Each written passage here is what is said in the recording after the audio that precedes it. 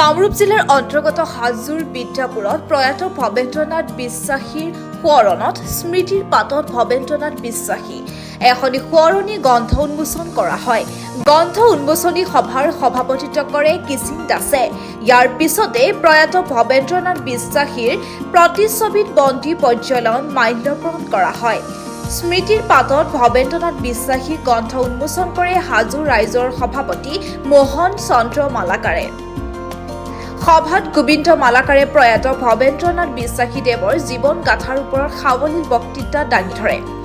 উল্লেখ্য যে হাজোৰ মালিতোলা নিবাসী অসম সাহিত্য সভাৰ আজীৱন সভ্য মণিকূট সাহিত্য সমাজ হাজোৰ একনিষ্ঠ সেৱক সাহিত্য সেৱক সমাজসেৱক ধৰ্মপ্ৰাণ লোক ভৱেন্দ্ৰনাথ বিশ্বাসীদেৱে চলিত বৰ্ষৰে 20 জুন তাৰিখে 85 বছৰ বয়সত বাৰ্ধক্যজনিত কাৰণত ইহ সংসাৰ ত্যাগ কৰে।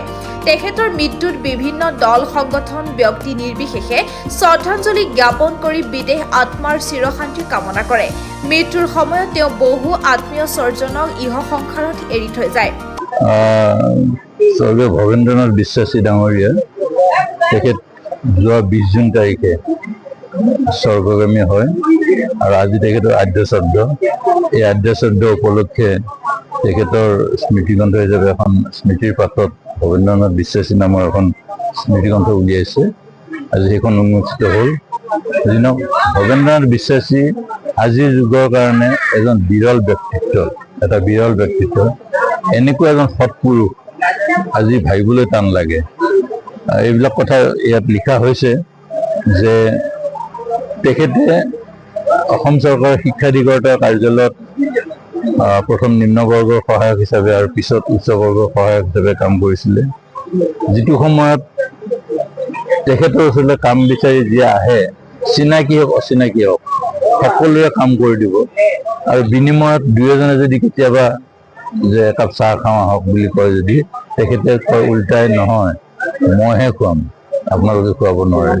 তেনেকুৱা কথা আজিৰ যুগত কল্পনাও কৰিব নোৱাৰা হৈছে। গতিকে তেনেকুৱা এজন ব্যক্তিত্ব। তাৰ পৰা মই বিশেষকৈ পাইছিলোঁ তেখেতক, মই পৰগুৰি সত্ৰৰ পৰিচালনা সমিতিৰ সভাপতি হিচাপে দাদাক প্ৰায়ে পাওঁ। দাদাক মই অত্যন্ত আন্তৰিকভাৱে শ্ৰদ্ধা কৰোঁ। সৎ ব্যক্তি, জনা ব্যক্তি, কাৰো কেতিয়াও বেয়া কথা নাভাবে, নকয় কেতিয়াও। গতিকে দাদাক কওঁতে এবাৰ ক'লে যে মোহন সত্ৰৰ কাৰণে মই কিবা দিব পাৰোঁ নেকি অলপমান। তেতিয়া মই নিজে ক'লোঁ দাদা তেনেহ'লে চাওঁচোন। আমি আলোচনা কৰি ক'লোঁ যে দাদাৰ আমি এটা আলমাৰিটো পাওঁ। গতিকে দাদাই বোলে লগে লগে হ'ব, মই আলমাৰিটো কৰি দিম। গতিকে এতিয়াও বগৰী সত্ৰৰ যিটো আমাৰ সভাঘৰৰ যিটো সেউজ গৃহ, সেউজ কোঠা, সেই কোঠাটোত এটা ভিতৰত আলমাৰি এটা বনোৱা আছে কাঠৰ, সেইটো ভৱেন দাদাই দিয়া আৰু তেখেতৰ নামত আমি এইটো উৎসৰ্গা কৰিছোঁ। গতিকে উৎসৰ্গা নহয়, তেখেতে দিয়া, গতিকে তেওঁৰ নামটো সদায় তাতে থাকিব। তেখেত তেনেকুৱা এজন জ্ঞানী ব্যক্তি। নিজে এটা নামঘৰ বনালে, সেই নামঘৰটো অৱশ্যে বন্তি গছি তেখেতে হাজো সত্ৰৰ পৰা আনিছিলে, আনি পেলাই আৰম্ভ কৰিছিলে। গতিকে আজি আমি অত্যন্ত দুখিত যে তেনেকুৱা এজন ব্যক্তি আমাৰ মাজৰ পৰাই হেৰাই গ'ল আৰু তেখেতৰ পৰা আমি যথেষ্ট সদায় পৰামৰ্শ লৈ আহিছিলোঁ। গতিকে আমি অত্যন্ত দুখিত আৰু ভগৱানৰ ওচৰত প্ৰাৰ্থনা জনাইছোঁ তেখেতৰ আত্মাৰ চিৰশান্তি লাভ কৰোঁ। বিশ্বাসী মোৰ সম্পৰ্কত মামা আছিল। আজি তেখেতক হেৰুৱাই আমি অতি মৰ্মাহত হৈছোঁ। তেখেত আছিল এজন সমাজপ্ৰাণ, কবিতাৰ প্ৰতি থকা এজন কবিপ্ৰাণ আৰু এজন বিশিষ্ট সাহিত্যিক। তেখেতৰ মই এটাই সদায় ভাল পাইছিলোঁ, এইটো যে তেখেতে সদায় মানুহক ভাল কামত উৎসাহ উদ্দীপনা দিছিল, কেতিয়াও মানুহক নিৰাশ নকৰিছিল। যিসকলে মানুহে কবিতা লিখিবলৈ কলম লৈছে, যিসকলে এটা গল্প লিখিবলৈ কলম লৈছে, তেওঁলোক নিৰাশ কৰা নাছিল আৰু কেনেকৈ সুন্দৰভাৱে সেইটো প্ৰকাশ পায় তাৰ যত্ন সদায় কৰিছিল। তেখেতে নিজেও কেইবাখনো কিতাপ লিখিছে, কবিতা লিখিছে, আনকি ইংৰাজী কবিতাও তেখেতে এই বয়সতো লিখি ৰাইজক উপহাৰ দিব পাৰিছে।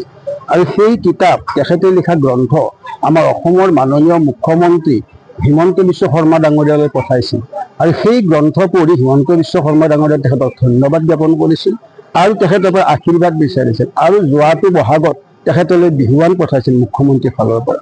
তেখেতৰ এইবিলাক কাৰ্যই আমাক সদায় গৌৰৱান্বিত কৰে আৰু পঢ়া শুনা ছাত্ৰ ছাত্ৰীক বা যিসকলে বৰ্তমান অধ্যয়ন কৰি আছে তেখেতসকলক সদায় উৎসাহ উদ্দীপনা যোগাইছিল। তেখেতে কৈছিল যে আমাৰ ল'ৰা ছোৱালীয়ে কিয় এছিয়া যাব নোৱাৰিব, আমাৰ ল'ৰা ছোৱালী কিয় উচ্চ পদত কাৰ্যনিৰ্বাহ কৰিব নোৱাৰিব, কিয় IAS হ'ব নোৱাৰিব? একেটা পৰিৱেশ, একেটা মাথা, গতিকে তেওঁলোকে নিশ্চয় চেষ্টা কৰিলে পাৰিব। সেইটো আদৰ্শত আজি বহুত ল'ৰা ছোৱালী তেখেতৰ পৰা কৃতকাৰ্য হৈছে আৰু তেখেতক মনত ৰাখিছে। আৰু তেখেতৰ দেউতাকো আছিল এজন বৈষ্ণৱ ধৰ্মত দীক্ষিত বৈষ্ণৱ সেৱক, আৰু তেখেতৰ দেউতাকৰ পন্থা মনত ৰাখি শংকৰ মাধৱ দুজনা গুৰুৰ যি তেওঁলোকৰ পথ, সেই পথ অনুকৰণ কৰিছিল আৰু সদায় নাম ধৰ্ম এক, যে ভগৱানক পাবলৈ এক দেৱ এক খেদ একদিনে নাহিকে, এই কথাৰ ওপৰত নিৰ্ভৰ কৰি তেখেতে গোটেইটো জীৱন কটাইছিল।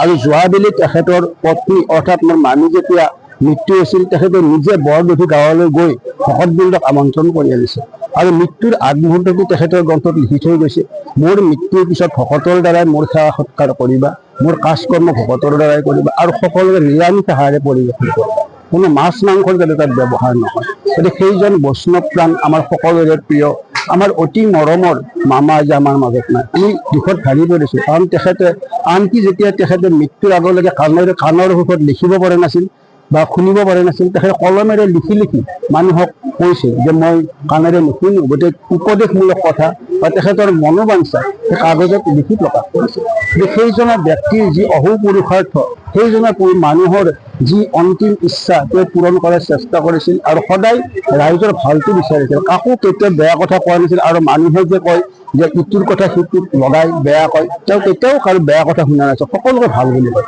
তুমি যিটো কথা ভাল কৰিছা নিশ্চয় ভাল হ'ব। সেইজন মহান ব্যক্তি আজি আমাৰ মাজত নাই। গতিকে আমি মামা বুলিয়ে নহয়, আজি এজন সমাজপ্ৰেমী, আজি এজন মানুহপ্ৰেমী, কাব্যপ্ৰাণ, সাহিত্যপ্ৰেমী আমাৰ মাজৰ পৰা নাইকিয়া হৈ গৈছে। গতিকে তেখেতৰ আত্মাৰ আমি চিৰশান্তি কামনা কৰিছোঁ আৰু সেই আশীৰ্বাদে যেন সমাজখন আকৌ এবাৰ সুন্দৰভাৱে সজাই তোলে, তাকে কামনা কৰি মই মোৰ এই সমূহ কথাখিনি আপোনালোকৰ ওচৰত ব্যক্ত কৰিছোঁ। ধন্যবাদ। হাজোৰ পৰা অনামিকা কলিতাৰ ৰিপৰ্ট, JBP ভাৰত।